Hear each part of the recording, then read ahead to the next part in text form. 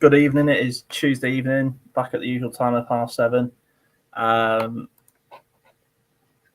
was going to plan not turning up until after the intro. Like we did on Sunday, we just decided to turn up 3/4 into the game. But joining me, as always, and your favourite Colts fan and personality this side of the pond is Robbie Herrick. How's it going, mate? Personality, what this team lacks. What I lack right now. Give me some enthusiasm, Harrison. Get me going.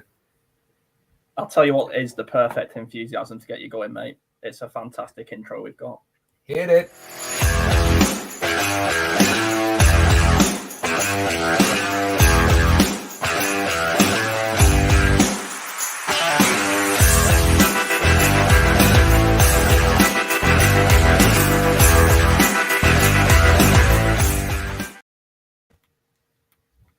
And just like that, we've already performed better than the Colts did on Sunday.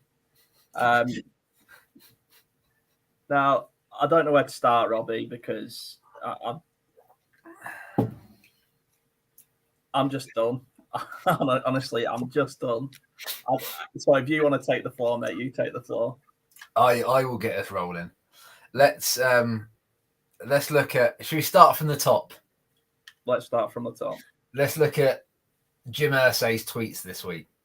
Mm-hmm. I think that's a good place to start. Calling the fans to arms, saying that it's not been good enough, blah blah blah. We're gonna get the win. We're gonna fight, and then to turn up with that shit show. Mm-hmm. What is the message from upstairs? What it seems like. Irsay's expectation and what's happening is one thing. Then you got Chris Ballard doing another thing, and then you got Frank Reich, who's just kind of farting in a thunderstorm.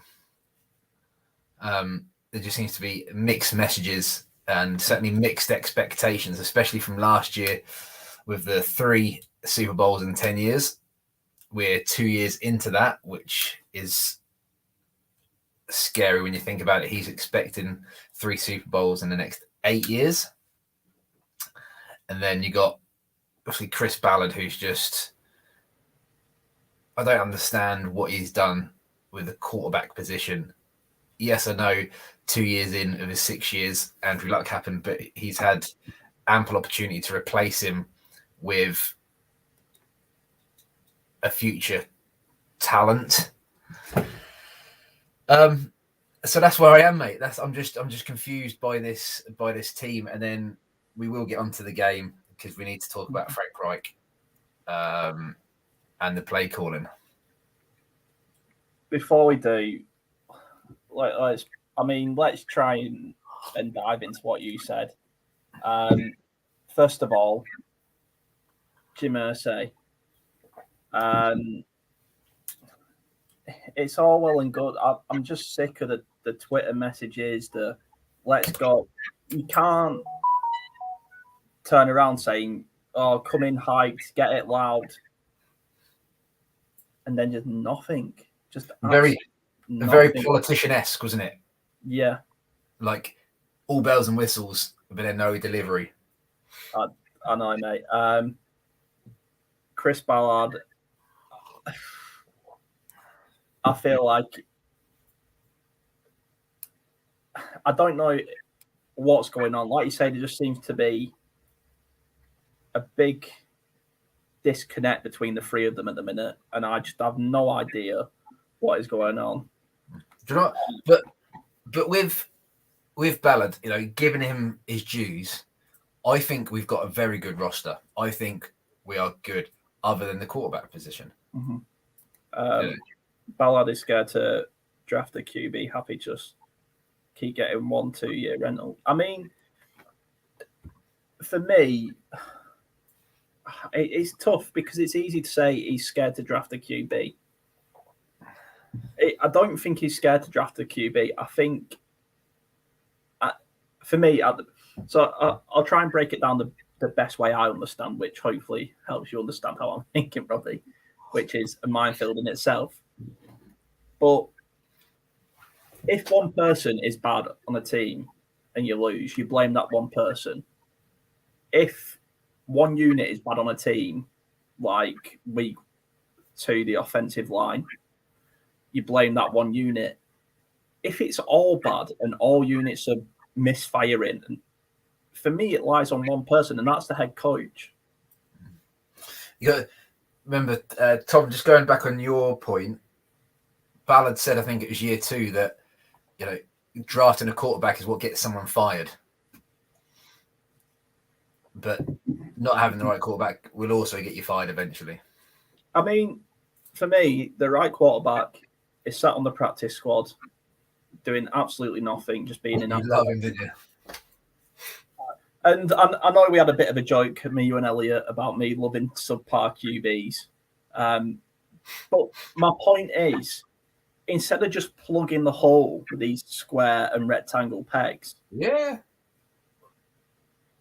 we're 1-2-1. Like, just give a rookie a chance. You're telling me that we would have been any worse off than we was with with Carson Wentz if we'd just thrown Jacob Eason in?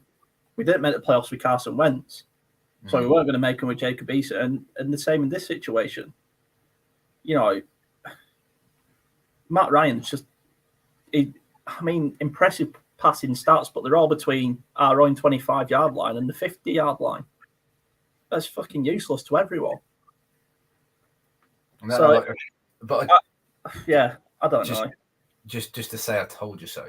When we signed him, I said that, he's over the hill. He's washed up. He's done. He gets hit too much because he takes too much time. Now, I don't know if he's taking too much time or, I know there's been some O-line faults, but not all of the hits are on the O-line. No. And I don't know if it's Frank Reich. I don't know if Frank Reich making the design plays that take a little too long for the routes, if you know what I mean. So they're having to wait too long for the development. When it's a quick dink and dunk, it works with this team. We've got some really fast players, but the quick dink and dunks aren't working. We're throwing screen passes on 2nd and 17. Paris Campbell one, didn't he? Yeah, exactly my point, Robbie. Need to find a way to get into the first round. I mean, for me, I sell the house to go and get Archman in 2023. He's eligible. Fuck it, just do it. Isn't he just left high school, or is he still in high school? Technically, he's eligible for the draft in 2023. Hold on, I think. Manning, hold on. Let's go junior, because I don't think we want senior in.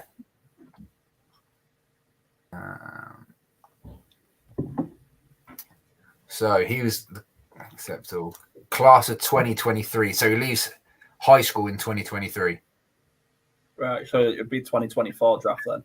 He's currently committed to Texas.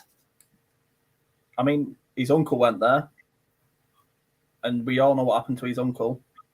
Bang average, wouldn't he? Yeah, bang average. But no, What I would currently give to have that, what was it, the 2012? When did he win the Super Bowl? When he was absolutely shite. Whatever year. 2012. Did he end up winning the Super Bowl? I'd even have that. Yeah, I didn't think Ryan was an upgrade on Wentz by any means.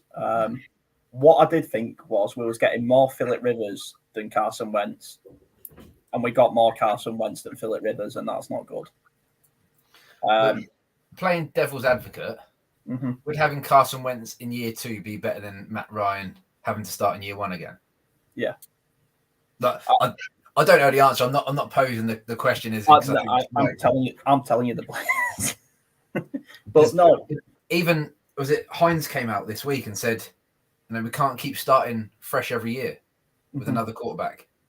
Yeah. But for me, I think this is a bit of the players are not happy with the franchise at the minute. Yeah, no, you got to be totally on that.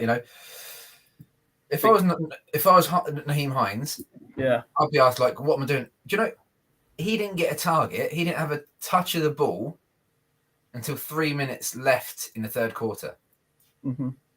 and let's look at what he did in the beginning of the Kansas City game. He got those touches early, and we got a bit of development. And it makes no sense, mate. It's just Michael Pittman didn't get a single target in the second half. And I think you can say the oil line's bad, but the guys on the oil line are probably going, why am I bothered protecting this guy? There's just going to be another one next year. Do you reckon he's that much of a dick in the change room? Like, yeah, just let me get hit.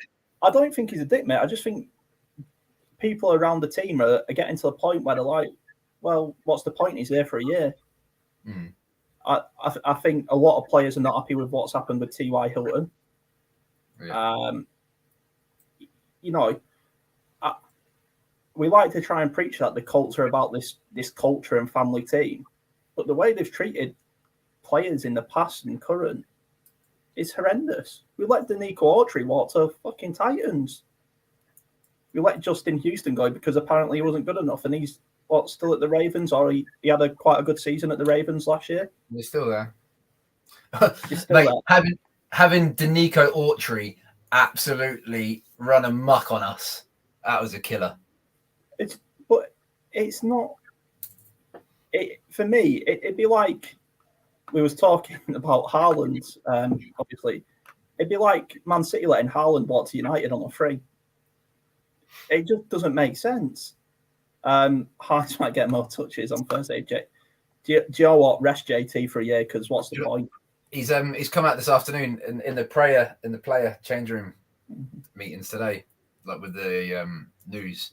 He said he wants to play Thursday. I mean, I've seen all sorts on Twitter and people saying there's no need to overreact. We're 1-2-1. We're not blah blah. But fans aren't getting sick of being 1-2-1. Fans aren't getting sick of winning seasons. Fans are getting sick of starting 1-5.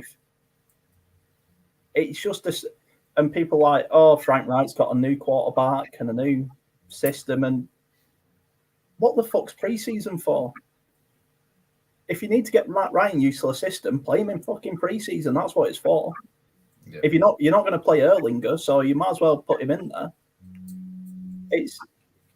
It's a complete lack of direction and management from the front three, and I think we've got a tough season coming up, mate. A tough season. Yeah, no, but then I thought the defensive side of the ball, they were left with short fields constantly. They had a lot of work to do. Mm-hmm. And that second half, they balled out. I thought, barring the first drive, I thought the defense were pretty solid. I don't blame.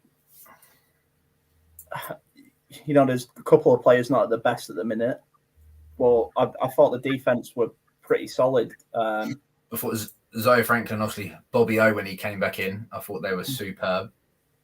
Yeah, I just think D-line was getting pressured. I thought the defense was really good. It's just being let down by Frank Reich and his offense. And we get to the 50-yard line and we stall. We just don't know how to get any further. I mean, at the minute, it's fuck it. Alec Pierce is up there somewhere. Yeah, but that monster throw that Ryan threw up that Pierce got, I think it was like 30, 40 yards. It was wildly underthrown. And because the DB didn't track it, it was an easy cut. Pierce was there, But that play should be coming out 3 or 4 times a game, because Pierce, there were some positives from the game. The fact the tight end room, who I slated the whole off season, mm-hmm. They had 11 targets for 11 catches. Yeah, I didn't understand it from Delaney getting the 2 touchdowns to then not really being targeted this game, but again, Frank Wright's play calling it just doesn't make sense to me. And Pierce was absolutely fantastic. Mm-hmm.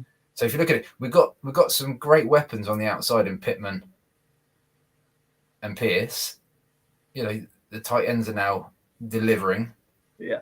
So the pieces are there, mate. Like, I truly believe the roster's good enough to compete, but it's down to the motivation and how they're wired and the play calling. for me, it's on Matt Ryan and Frank Reichin, but nothing's going to happen to the end of the season. I think the point is, I keep coming back to it, is everyone's just fed up with the same old shit. I think the be all and end all. I think even you can say Quentin Nelson's being bad, but he's probably sick of picking up for fucking B-Tech left tackles and quarterbacks who can't move out the fucking pocket. No, right. It all adds up. Right, that's 15 minutes. Should we draw a line under that game? Because I want to talk about Shaq Leonard. I want to talk about Denver. Obviously, Leonard, what he went through last year mentally and obviously physically. And obviously then he had that injury in the off-season with the operations. Yeah. Now with the busted nose and concussion. I don't know if he'll be back. I'm really thinking he's going to be one of these players that just says, I've had enough. I'm walking away from it. I'm just going to see what Tom put. Starting to think our Royal line is not pass protection and Rob Bucking has been. I think our Royal line's there. I just think same with the quarterback situation is who are the two constant pieces? Ryan Kelly and Quentin Nelson are sick of picking up the slack for everyone else.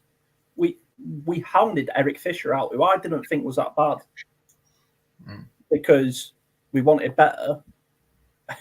We hounded him out as a nation. No, Ballard went cheaper. Ballard went cheaper. Fans definitely didn't like him. Yeah, but they didn't like Costanzo for so many years. And it's just shot ourselves in the foot by wanting more for cheaper, and it's just not on. But yeah, back to your point about D. Leonard. I think what is about Darius Leonard is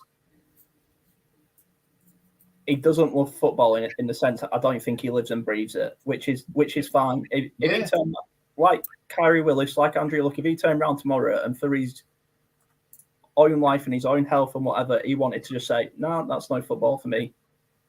Fine.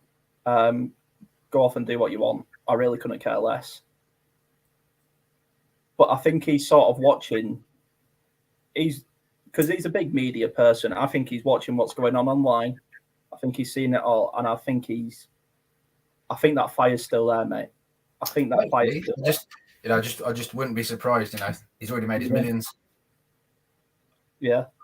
No, obviously, I hope not, and I hope he will be good.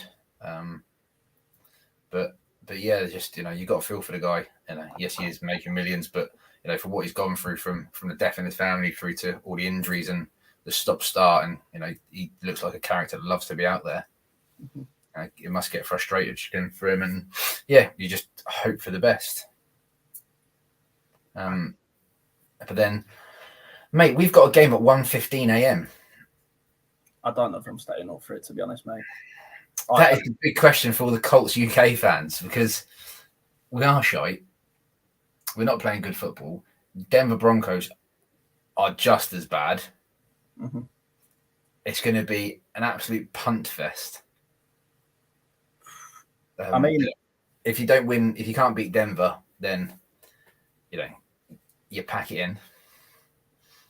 I just what I can't be watching again is just we excused the playbook in pre-season saying it's vanilla. That's always going to be the case. Okay, Frank, it's fucking nearly 5 games into the season. Where's the explosiveness? Where's the anything? We've got those players. We've got those high impact players. Michael Pittman and Alec Pierce can make plays downfield. Mate, as I said, Pittman wasn't targeted in the second half. This is not a regression from Jonathan Taylor, as I saw somebody wildly tweet out. Through obviously Jacoby, through Scott Tolzien, Wentz, Rivers, I've not seen a quarterback spill the ball so much. Our defense should be looking at fumble recoveries. Our offense needs to be practicing fumble recoveries at the moment because that bloke cannot hold on to anything. I used to have this drill as an 8-year-old goalkeeper, right? And it's nothing complicated. You just cover the ball in fairy liquid, and you just boot it at them. Right? Just cover the ball in fairy liquid and make Matt Ryan run plays with it. Bill Belichick used to do that for wet games, didn't he? He'd have Brady, the balls would be literally submerged in ice cold water. Yeah. And instead of taking the snap, they'd have to take the snap from the water and then throw it. Eddie Jones does it for the England rugby team. Covers them in soapy water and boots them up in the air and says, catch it. That is so Eddie Jones. It's not a complicated drill. It's not groundbreaking science. It's just hold on to the ball. When we had Philip Rivers, who can't run, the man literally cannot run. Even when he was getting sacked, he was holding on to the ball. Now, for me, the problem is Matt Ryan, and why I keep saying start Erlinger, apart from the fact that Sammy the Slinger is going to win us a Super Bowl, is Matt Ryan's playing like a rookie. You are up there with Irsay in his dreams, mate. I will always support the backup QB. It's the most thankless task for anyone. He wants 3 rings in 10 years. Just let Sammy sling it all over. But Matt Ryan's not going to get us to the promised land. No. From what I've seen this year and what I've seen the last 2 or 3 years of him. Mm-hmm. So, Big Dick Nick is just... I'd never want to see him take a snap. And so why not just throw him in? I know it's totally different. Obviously, Kenny Pickett was a first-round draft from the Steelers. Yeah. But sometimes you just got to throw him in there. For me, as much as there was a little bit of a comeback attitude halfway through that game, it was blown out by halftime. It was done by halftime. The Titans were in second gear all the way. They had and that's where we're getting these. I saw someone say we're a really good fourth quarter team. No, the teams are just playing. We'll give you whatever you want to take because we're going to just run the clock down. Yeah, that's a load of nonsense. But yeah, even still, that hope, because obviously, what were we last year? 1-4 last year, weren't we? Yeah, and then we went on that run. Mm-hmm. We can still do that run, but the wins just that win against Kansas just papered over the cracks. Yeah, that was a Kansas loss. Yeah, we both sat here and said, Kansas gave us those short fields that we managed to actually capitalize on. Mm-hmm. Whereas, if a team's playing a clean game, all they've got to do is play a clean game, Yeah. And we'll implode ourselves. Well, if Chris Jones doesn't say something ridiculous to Matt Ryan, we're sitting here 0-3-1. 0-3-1, yeah. We're the only team that have not beat the Texans. It's four games straight. It's just against the Titans, isn't it? And then, mate, don't you worry. It will all be better tomorrow. But as Sunday goes, I weren't too pissed off because I'd sat and watched the Manchester derby, which was phenomenal. Yeah. Sat and watched England win the series in the T20. Mm-hmm. And then it was just a case of, right, the Colts are going to do this, but then they faltered and fell flat on another fumble again. I mean, I'm lucky that we won the North London derby because I would have been deeply depressed today if we hadn't. I mean, just for me, I don't see what the selling point at the minute is to this franchise, which is scary. But we've sat for 2 years and said there's no identity, and that comes down to Wright because he has no identity. He has no character. As I said, he is the equivalent of a fart in a thunderstorm. Yeah. And it makes me miss Nick Sirianni. Anyone else like? Makes me miss Jacoby Brissett in his fourth down packages. It's crazy to me that I feel like even Frank Wright's gone, well, what's the point of making a playbook when I'm going to have a different quarterback next year? I feel like that is the feel, and it's not that he is part of those discussions as well. Yeah. Oh yeah. And he was one that wanted Carson, didn't work. They've agreed on Matt Ryan, not worked. But then he went and got his best mate's backup in Nick Foles. Big Nick. I reckon. What do you reckon next year? Do you reckon we'll have like Marcus Mariota next year? I think it'll be. Or who's the dude he's gone from the Browns to the Panthers? Baker Mayfield. Yeah. Oh, we'll have someone like Baker Mayfield or something. I think we should have gone for Baker Mayfield this year. He wouldn't be any worse. No, and I just the Matt Ryan. Let's be honest, the Matt Ryan trade or whatever it was seemed a bit weird to us at the time. I think, me personally, I didn't expect Carson to be gone. I thought he was terrible, but I did not expect him to be gone. But I don't like. We're just not good. So let's end this on a positive. Okay. Because we only need a half an hour show tonight. We don't need to. There's nothing we can say that's going to improve our mood. Mo Ali Cox had big plays for once. Granson had a few nice plays. Delaney Woods had a couple of nice plays. So the tight end group's looking good. My mate Paris Campbell had 4 catches. Yeah. Which has got to be a career high for him in the NFL. He still looks out of place. Ashton Doolan had a couple of nice targets and catches. Yep. Pittman would have had a couple of touchdowns if Matt Ryan had any sort of accuracy with him. So from a receiver point of view, looking good. Our defense the second half were fantastic. They got put in some really shite positions in the first half. Yeah. So again, another positive. So we're looking good. We did miss one kick on special teams. Wouldn't have made a difference. No. So we're fine there. And that was a drive where we were looking good and we shot ourselves in the foot. So it was kind of a bit like karma just saying, well, no, you're not having them points, you're that shit. Yeah. So anyway, so that's some positives for us, Harrison, just to let it breathe. Like a good cup of tea, you let it just stay there, let it breathe, let it fester, and let's get some positivity going back again. I'm going to be getting up on Friday morning at 1:00. I might be back asleep by 1:30. I might get up for the first quarter and just see how it goes. See how it goes. I've got some training at work on Friday morning, so it's not the most relative, so I'll be able to get through that. I mean, for me, the positives, he's going to have to start using Naheem Hines as a running back. I don't know what his problem is with that. For me,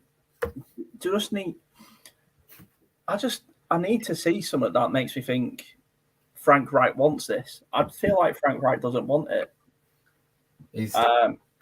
But to end positives, the Broncos, we tend to do all right against the Broncos from what I can remember. I don't think we played them for a while. Doesn't ring a bell. I think the last I remember is the playoff game where we was tipped to lose. It was Andrew Luck versus Peyton Manning. And we won. Yeah, 2019, we won 15-13. 2017, we lost. 2016, we lost. 2015, we played them twice and won both. So it's pretty even. I think the teams are even where they're at in their builds. I think quite similar in that sense. Yeah, let's beat the Broncos. I'm sorry, it's just I just don't have the energy right now with this team. We will be good. Tom, thanks for joining, buddy. As always, Tom is a a killer guest and loves commenting. I mean, do we go to 500 if we beat the Broncos, or is it something else because of the draw? I don't know how it works. God only knows. Let's address this at the end of October. Yeah. All right, buddy. Right, Robbie, thanks for joining. Tom, thanks for joining as always. It's not great at the minute, but that can only mean one thing. The only way is up. The only way is up. See you later, mate. See you later.